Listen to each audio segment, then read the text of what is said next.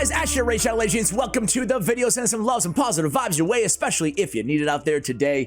Guys, it's gonna be a good one because we're gonna talk about a champion that I've really never done a dedicated video ever on, and it's a shame, but we're gonna fix that today because it's the best epic burner in the game, at least in my opinion. Now, who else will we put in the conversation? I actually mentioned this topic a video or two ago, so I'll be brief, but my top 3 burners out of any epic in the game personally, and let me know if you think I'm snubbing anybody, but for me, for a while, it was Mordecai, right? A force affinity burner.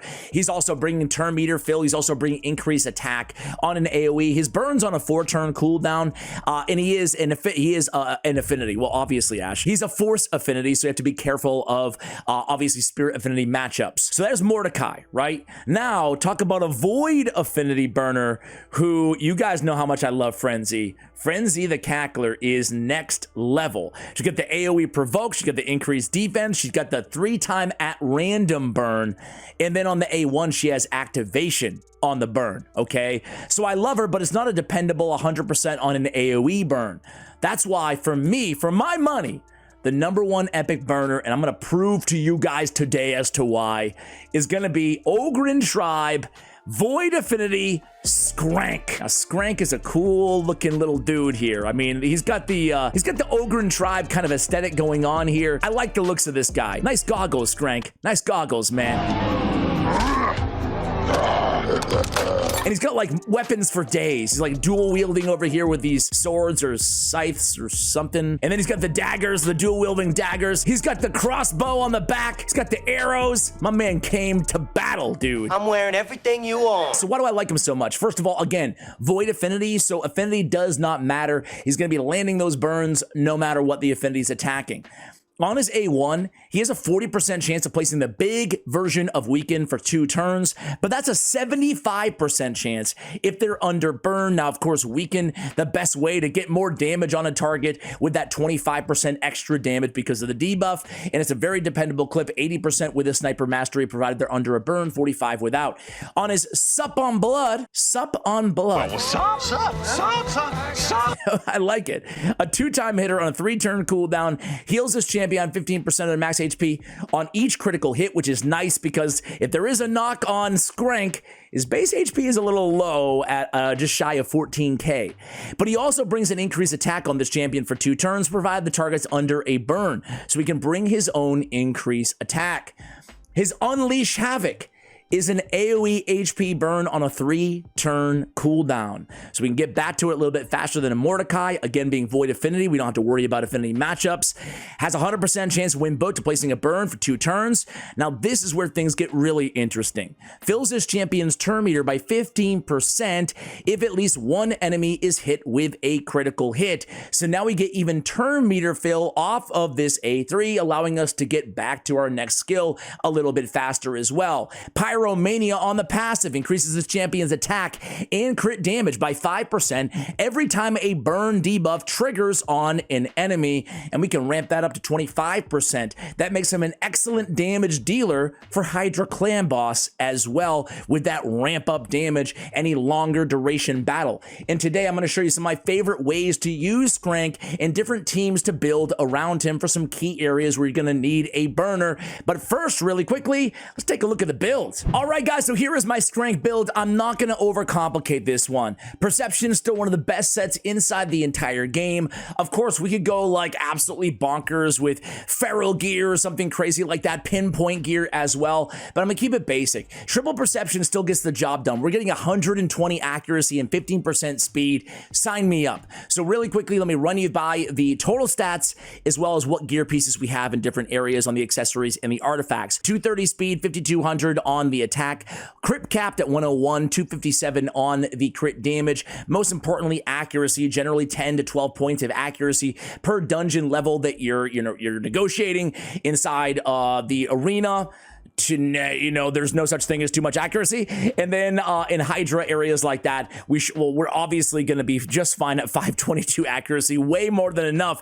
And that's generally what happens if you put triple perception and an accuracy banner on a champion. Now, in a lot of areas, we're kind of overkill with accuracy, so I could go with more attack if I just wanted more nukage out of this champion. The cool thing is, he's a nuker and an HP burner. He deals a lot of damage. He has really good multipliers we'll take a look at in a second. Crit damage on the amulet. We have HP for some survivability on that ring. Need to glyph it out too. We have speed on the boots.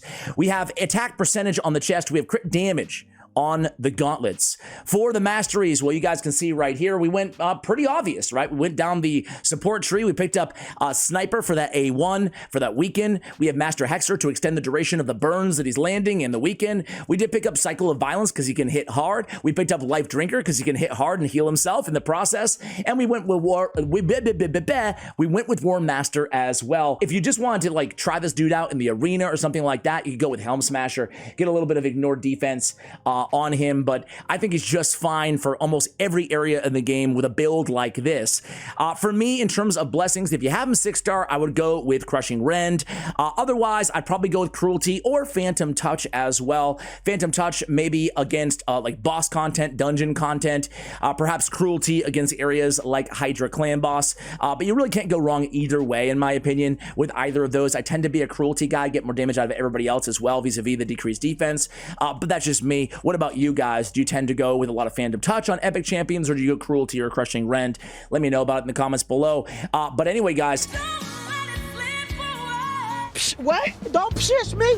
let's get to it. Let's get to it. Now, I didn't test this dude at all inside the arena, but I just want to do a quick DPS check on this guy, right? I want to see what he can do. Let's just go against this squad. Hopefully we beat them. Don't worry, we won't use that team. Do I have like yeah, I have an Arbiter team like made here. Let's put him on an Arbiter team. Hopefully she has gear on right now. You can see like a little preview of the champions that we will be seeing in today's video on these top 2 lines or so. But let's go ahead and right in front of my face, there he is. All right, let's see how we can do here. Let's see what he can do for damage, right? In a PvP setting. Like I said, I know people out there use him, especially like just as a traditional arena nuker, just farming up your Great Hall, right? So let's pass it to him and see what he can do here. So we already have the increased attack. We're just going to go with the AoE.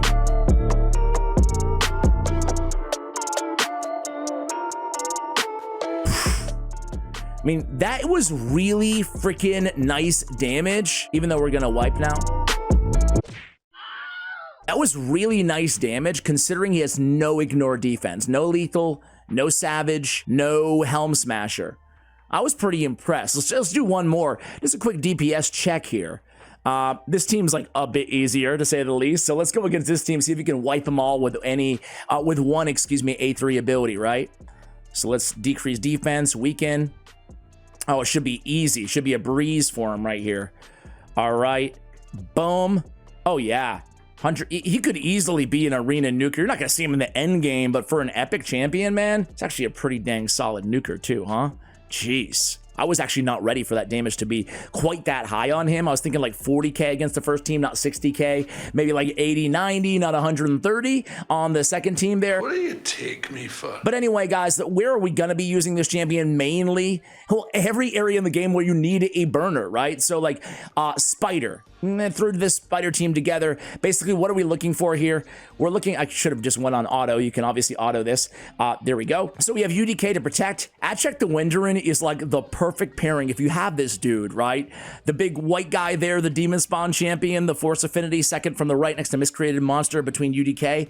This guy's amazing because he's healing or filling turn meter off of burns and freezes off of his passive. He also brings a block debuffs. He brings the strengthen. He brings a lot to the table. A very good champion specifically to pair with Skraank in a lot of different areas. It doesn't need to just be against Spider. Now, Spider stages 21 through 25, Skrank's going to be an MVP. Spider stages 1 to maybe, well, all the way to 10, especially if you have like activators to pair alongside a Skraank. You can use Skraank to set the table with the burns and then have, you know, anybody come in there, Assissia, Artak, although they have burns too, come in there and start activating them, right? So having an activator going alongside him will obviously speed up these runs significantly. I just wanted to run it old school. So basically all I'm doing here is having UDK to soak up those hits, having the Seal of the Drakes in case UDK dies or anybody else on the team for that matter, and then just have a healer on the team. I could use a Reliquary Tender instead of an Adcheck the Wenderin or something like that. But Skraank is going to get it done with his burns.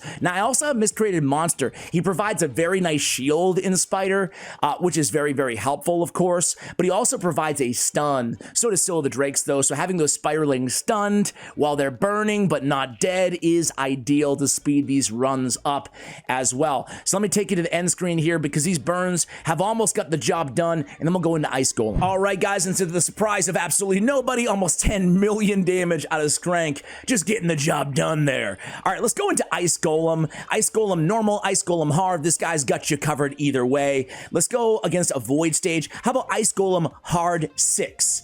Now we have the same team. I checked the Wenderin. By the way, that ability I was talking about is right here on Twisted Hunger. Heals all allies every time a burn ticks. Has a freeze or a burn on the A3. Very good champion. We have Scylla the Drakes. We have UDK. I put Ugo in there as a block buffs and a decreased defense champion. Also has a little cleanse, has a heal. You guys know Ugo. She's got everything. She's amazing. The cool thing, and another reason I just love this guy in Skraank, right, is he can be your nuker against wave content. Obviously, there's going to be a lot of damage just by the burn, but man, his nukes do so much damage too, so he's going to help you clear those waves a hell of a lot faster. The same thing applies to any area of these available in Centranos, in Curse City, or in Doom Tower floor content, man. He can clean up those waves because he's smacking, and at the same time, he's burning. Burning and smacking. Let's take a look at those, and they recommend Phantom Touch as well on in Crushing Rend on hellhades.com. Look at these multipliers. A 3.8 damage multiplier on his AoE. That's super good. Keep in mind he has the stacking up the crit damage and the attack up to 25%. On his A2, he has a godlike damage rating of a 2.5 on a 2-time hitter. On his A1, he's a 3 multiplier. Let me tell you, that's all really freaking solid, especially for an epic champion on those multipliers, right? So, man, he's a real combo. Traditional AoE nuke, single target nuke, godlike damage rating, and burning, and escalating his own stats, which is super helpful being an epic champion, being a little bit less, obviously, than we're used to from legendaries and mythicals. But anyway, here we go against the Ice Golem hard. So this dude hits very hard, right? Got a ticket to nowhere.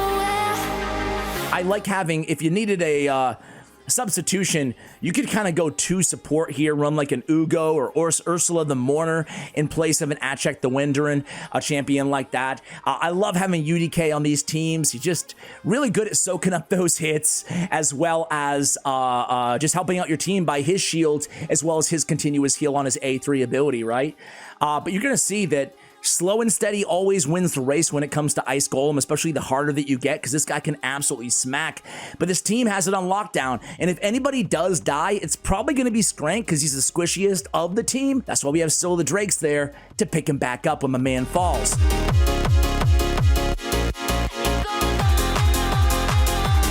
right, I'm going to come back to you guys at the end of this battle because, frankly, it's a little boring, and you guys probably get the gist of it. But man, you just saw it right there too. Skraank just dishing out some serious damage against a super. Look at that A2. Tell me you don't care. I just need you to hold me. I just need you to show And that was some big boy damage there against the Ice Golem on hard difficulties. This is not, you know, Ice Golem 20 normal. This is hard 6, and my man's just doing some serious legendary-like damage.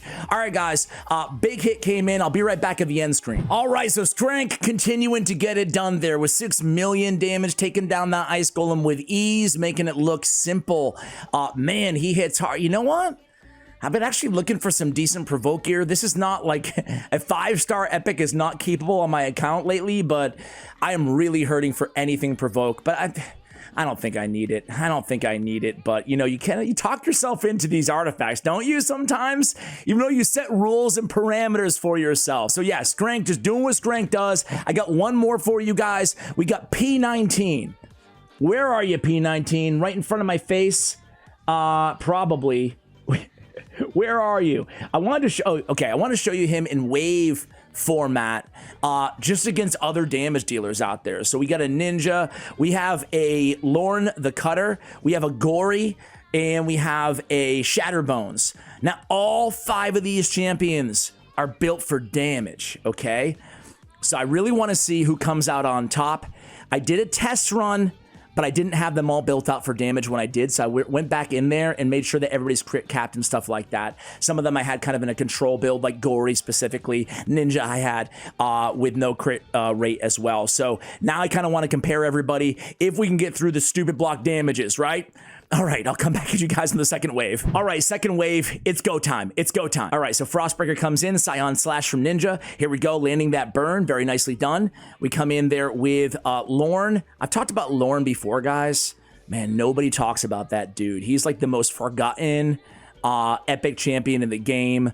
Just super neat, like nobody. I haven't heard any YouTuber ever talk about Lorne the Cutter, and maybe he should be my next spotlight because I think he's absolutely insane. Like one of my favorite epics. That's how much I love Lorne the Cutter.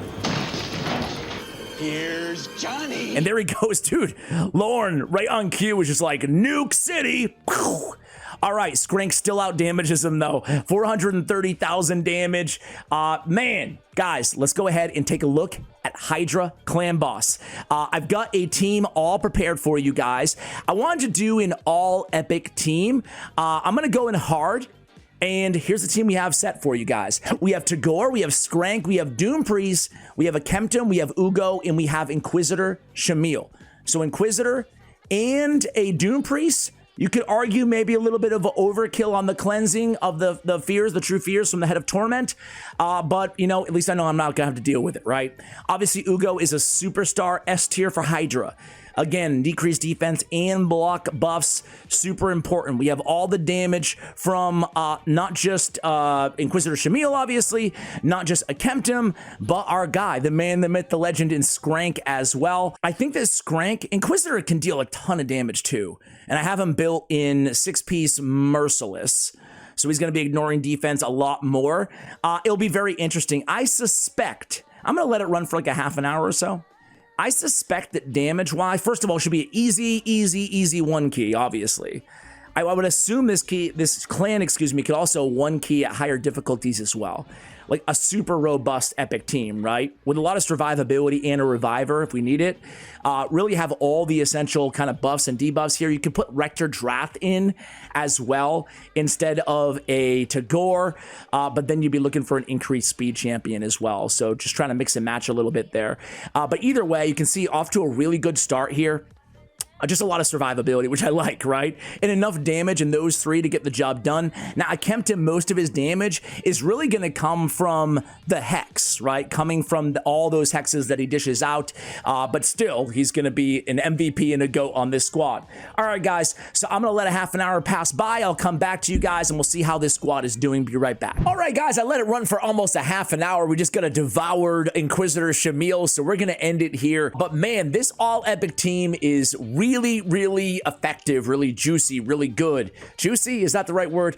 Either way, I love them, right? So Inquisitor putting out 15 million, Skraank with 16 million, and a Kempton with 16 million damage. Keep in mind, that was mainly the Hex damage, right? So really a great blend of support, of heals, of cleanses, increased speed, HP burns, raw damage, you name it. This all epic team definitely has that. And I love constructing teams around each of these powerhouses. Skraank, as we said, man, he's good anywhere you need a burner. Again, I hope that you're convinced at the end of this video that he is the best epic burner, although there are a few options in that conversation as well that we mentioned at the top of the video. Guys, that's going to do it for this video. Let me know if you have a favorite champion of any niche in the comments below, and maybe I'll do a guide on them in the future. Thanks for watching, and as always, take care, guys.